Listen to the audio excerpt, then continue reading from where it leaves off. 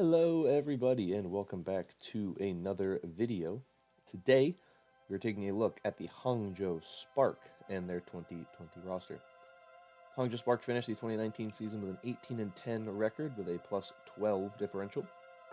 Interesting thing about this team, of course, is that they were a top 4 team that had a lot of ups and downs throughout the season. They kind of had a slow start to stage 1 and then stage 2 and stage 3. They were really, really good, and then stage 4 they struggled a little bit before becoming pretty good again, and then they had a decent run in the playoffs. So they're a team that seems to eventually get a grasp of the meta, but it takes them a little while to get there, which is a little bit of a problem, I think, for this team. So let's start with their damage dealers. This team didn't make a lot of changes as a whole, so I would expect this to be a team that we see a ton of still, but we just don't have any way of knowing how much they're going to do going forward, because they didn't add any new players from what we can tell based on the outside. So it's a little weird, but we will see. So we start with the damage dealers. They have Adora, who last season played a lot of Brig and played Brig pretty well, but wasn't incredible outside of that. Wasn't awful, wasn't terrible. I don't think he's going to be an issue for this roster if they choose to run him a lot. I think they have enough flexibility between Adora and Sasin to get what they need. And Sasin played a lot of flex tank, but he's also a damage player, which I think is what he's going to play for the most part. Played a lot of Pharah and Genji, so I think it's going to be between Adora and Sasin as that flex DPS slot. And they're going to be playing alongside, of course, Godsby, who was very good last season. He was just making people look bad when he was playing Widow and McCree last season. He was doing really, really well. I think he was playing some Hangzhou 2, potentially, at a decent high level. I don't remember, though, for sure. I think Godsby's very, very good, though. I think he's a player that has a lot of really, really, really good highs. Like, he's had some very good moments, so he's going to be their main damage player they play around. And then they'll probably sub in Adora or Sasin, depending on what they want, or who's playing a little better for the meta. They also have Bazzi. He is on a 2-way contract for this team. So I don't expect to see him a lot, just because he's not on a major contract. I genuinely think the main reason why he's on that is because he's not going to play ahead of Godsby. Widowmaker is one of the heroes he's known for. McCree and Tracer are the heroes he's known for. And those are Godsby's best heroes. So I don't think we'll see a lot of him, just because he's playing behind Godsby, who's really, really good. So we'll see what happens with them, but I assume it'll mostly be Godsby and Sasin, and Adora will probably get a decent amount of playtime as well. It just depends on what the meta is, so it's a little hard for me to tell right now because I'm not sure exactly what the meta is going to be. Now, of course, Crystal got suspended for that whole thing that he did with this team, with lying to them and that whole thing. So I don't think we're ever going to see Crystal back on this team. We may see him in the Overwatch League at some point in time. I just don't know when or where. So we'll see what happens. But I think that we are getting very, very, very, very nice damage from this team, because I think it's a thing that was very good for them last season. And I think it's going to work out pretty well for them. Next, we have their tank line, which is pretty simple. It is Guxue and it is Rhea. The same 2 tanks they had last season. And Guxue, of course, very, very, very good. Possibly the best main tank in the league, depending on who you ask. I think Guxue is one of the top main tanks in the league. I wouldn't call him the best. I'd say he's one of the top.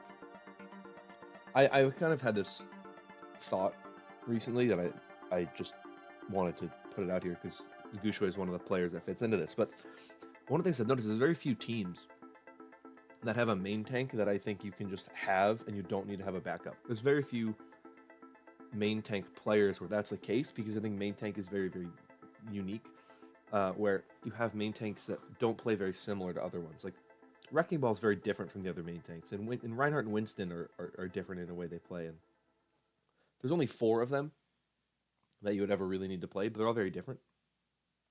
And I think that's what's very interesting about a lot of the teams with main tanks is I think very few teams have a main tank that's good enough to be their only main tank, because a lot of the time you want to have another one to potentially fill in the gaps where your other main tank player has issues, right? You look at a team like San Francisco, where they have Smurf and Super, because they both can run exactly what they need. Super has some weaknesses. Smurf fills those weaknesses. We didn't see Super playing much late in the season because his Orisa wasn't as good as Smurf's. So there's very few main tanks that I think are good enough to be your only main tank. I look at Mono, I look at Gushui as 2 prime examples of main tanks that I think are just that good that you don't need a backup. So Gushui is the best player on this team, hands down, by far. He's really, really good. So I would say no issues really here with their main tank. Their off tank is Rhea, who is also good. He's a very good player. He did his job very, very well. He wasn't the kind of player who I thought was going to, be super flashy like a Fury type player. He's good, but he isn't as good as some of these other players are around the league, but he's solid, and I think that he does the job very, very well, and I don't think they need to get another flex tank. I think the flex tank duo, or the tank duo of Gushui Rhea is really, really good, so I wouldn't worry about it. Now, I want to bring something up that's very interesting, just because it's something that kind of sticks out to me. Back in, I don't remember when this was, right when the season ended, back in October, the Overwatch League website put out a thing about all the teams and their contract situations and their players and all this other stuff, about whether or not they had these players that they could keep. And an interesting one that was on there for the Hangzhou Spark was this player Zijin, who we don't know anything about. We haven't even seen them. We didn't know he was on this team or anything. They're just kind of there, I guess. I don't know if they're still on this team or not. I don't think they are, because they never did anything for this team, so he never was really a thing to have on this team. So I don't expect him to do anything, but we will see if he is on this team or not. I'm checking. I can remember when they had their thing where they announced that people were leaving, because they had to, basically, to make sure people knew their roster, what it was going to be. But what's interesting to me really is that this is a team that did a lot to make their team as strong as they can. But ultimately, I don't think they ever said anything about the Zijin guy. So he might be coming back.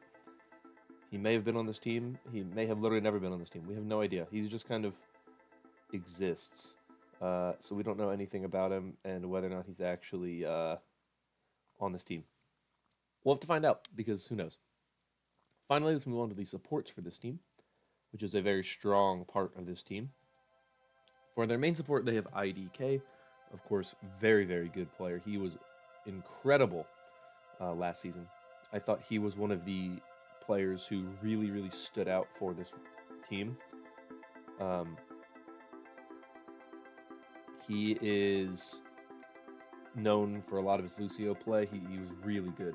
There were some really big plays he had, of course. There was a game against the Boston Uprising where he had the double boop into the water on Lijiang Tower Gardens that basically won them the map and then won them the match. So IDK, not much to say about him. He's a really good player. Bebe and the flex support is a good player. I wouldn't say he's one of the best flex supports in the league, but he's good and he's solid and he does his job well. So I would expect him to keep doing his job well and keep being a solid player because that's what he is. A consistent, solid, good player. No, not a Jonak or Twilight level player, but good and good enough that he works well alongside IDK, especially when you look at how they performed last season. I think that these two are just going to be better than they were last season, most likely, just because they'll have more chemistry and whatnot. And that's it for their roster. That's everything they have. They only have 8 players, and they have 4 DPS players. So they don't have any backup main tank or off tank, unless the Zijin thing is true. We don't have anything. We don't know anything about it though, other than the fact that he was on Bilibili Gaming. So we have no idea what's going on there. Who knows? I get the feeling that probably isn't going to be on the roster, but there's some other players that are rumored to be potentially going on to other teams. Who knows? I have no idea. I haven't really been the one looking at this kind of stuff. But I look at the Hangzhou Spark and I look at their roster and I say, well, I'm not like super blown away by what they have in terms of like total roster, because they didn't really do a lot to change their roster. But they had a really good roster last season. They were the 4th best team in the league, and there were points in time in the league where they were just dominating people. Stage 3, they were one of the best teams in the league. They were really, really good, and I think you look at this team, and it's a very hard team to place, because a part of me wants to say, well, they did really, really well last season, so they're going to be placed pretty highly. They're going to be a top 5, top 6 team. But another part of me is saying the other teams in the league that were also a lot better, at least some of them are, the league has gotten better, and are the Hangzhou Sparks still good enough, even though they didn't make any changes, or any major changes, they just got rid of some players. Are they good enough to win enough games and be a title contender?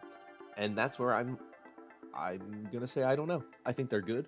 I think they're a very good team. I think they know what they're doing, and I think that they're going to be a team that's at least in play-in contention. I would not expect them to be outside the top 12. I wouldn't expect them to be outside the top 10. I'd expect them to be a top 8 team, most likely, which would get them into the playoffs. But I don't know if they're going to be a top 6 team.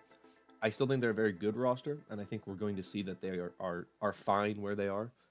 I just think they're hard to place because they're a team that didn't really make a lot of changes, whereas most teams did. Most teams made a ton of changes. They did as much as they could to improve because some teams need it.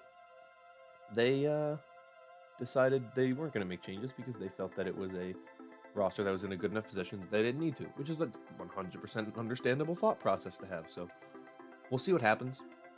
I'm hoping that this is a roster that is able to keep up some of what they did last season, if not be just as good as they were last season.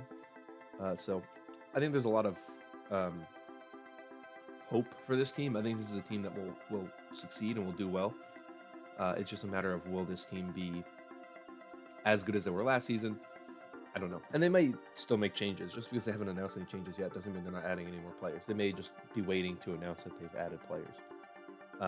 It's also just, it might just be a little more challenging if you're a team like Hangzhou, where you have to get people and players to be able to live in China and then also travel to Korea and the US and the UK and Canada and Paris. Like, there's a lot of different things you're going to have to do if you're doing that. So it may just be that they're having a more difficult time than some of these North American teams trying to get players to be able to be approved to live in China and travel to other countries. I don't know if that's true or not. That just could be something that's making it harder for them to bring in more players. So that's that. I think they're still going to be a good team. I think they're going to still be pretty solid, and I think they're going to be in a good position. But with how some of the other teams around them have improved, it's hard for me to say exactly what they'll do. But that's everything I have for the Hangzhou Spark. So if you have your own opinions, if you agree with me, disagree with me, whatever it may be, let me know in the comments down below. I'd love to have a discussion about that. But that is all I have for you today. So if you enjoyed, consider liking and subscribing. I am going to get out of here. Thank you so much again for watching. I hope you all have a wonderful day, and I'll see you all next time. Bye bye.